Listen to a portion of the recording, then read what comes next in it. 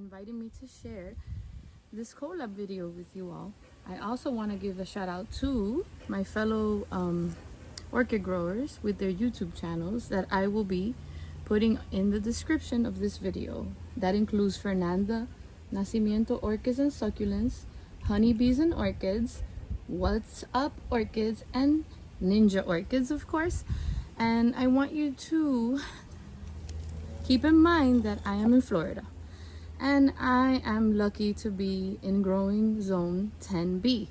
So things that might work for me might not work for you. Things that work for you might not work for me.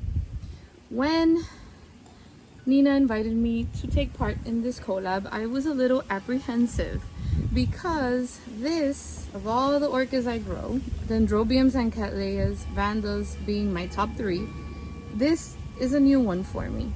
She's not like every other Dendrobium I've ever grown, and I also just got her last spring. But Nina went ahead and said, you know what, go for it, because we are all learning together. And you know, sometimes our orchids are dormant when we're posting about them, and that's okay. We're just gonna talk about their growing conditions. So when I got her, I went ahead and I might share a picture of what she looked like. Teeny tiny, in a little plastic pot, already had little bunches of flowers. However, she did look parched, you know, thirsty, dehydrated. These guys, as far as I've learned, they are thirsty. They need to be watered. They don't like to be completely dried out.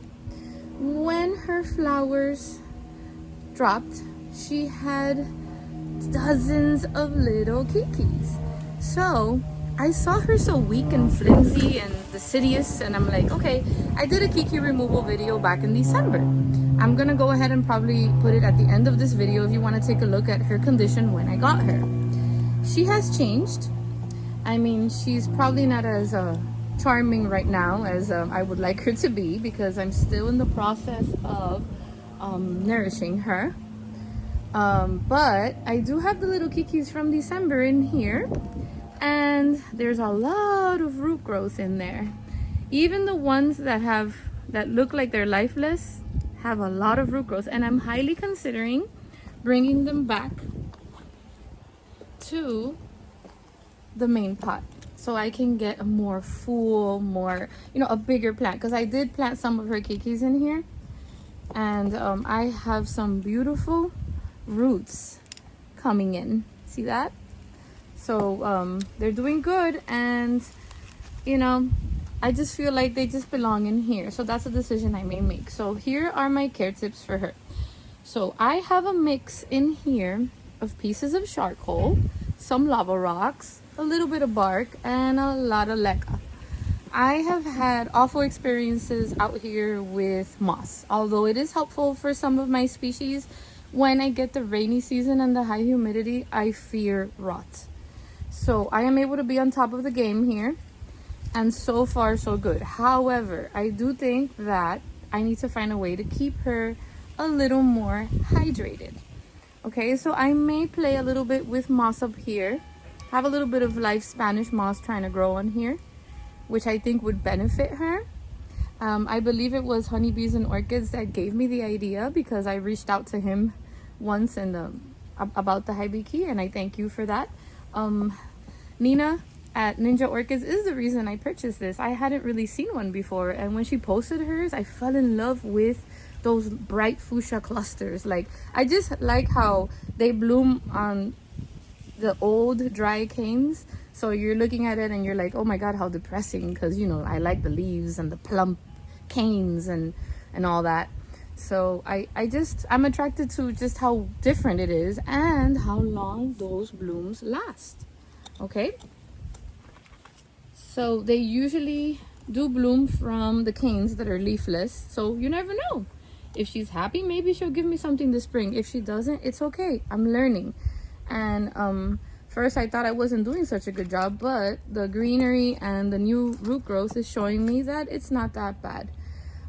So I highly suggest. She's really happy. I showed you at the beginning of the video, I grow in a pergola, and I have these wood pallets, these shelves that were made by my husband, and I have this clip there, and she gets really good morning light. She doesn't get direct afternoon light, and she seems to be really happy there. And I usually water them in the morning. If I have a very busy morning at work, then I'll just water them later in the afternoon when the sun is not so high, but at the same time not close to nighttime.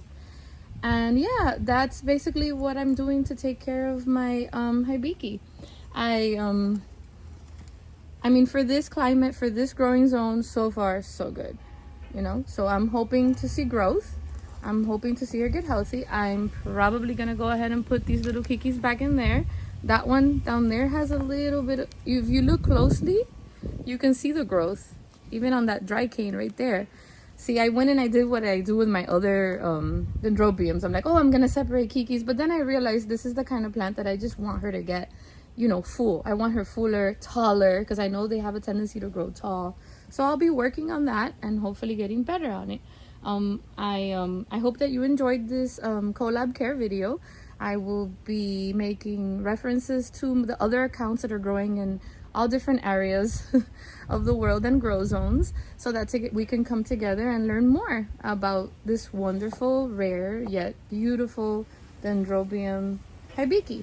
I want to thank you all always for being so supportive, watching my videos, reaching out to me, sharing care tips. We are a very beautiful YouTube community full of positivity and just the kindest people. I'm just telling you, I'm so happy to be a part of this community, and I thank you so much for watching. And if you're new, welcome, and let's enjoy this orchid growing ride together. Have a beautiful, lovely week.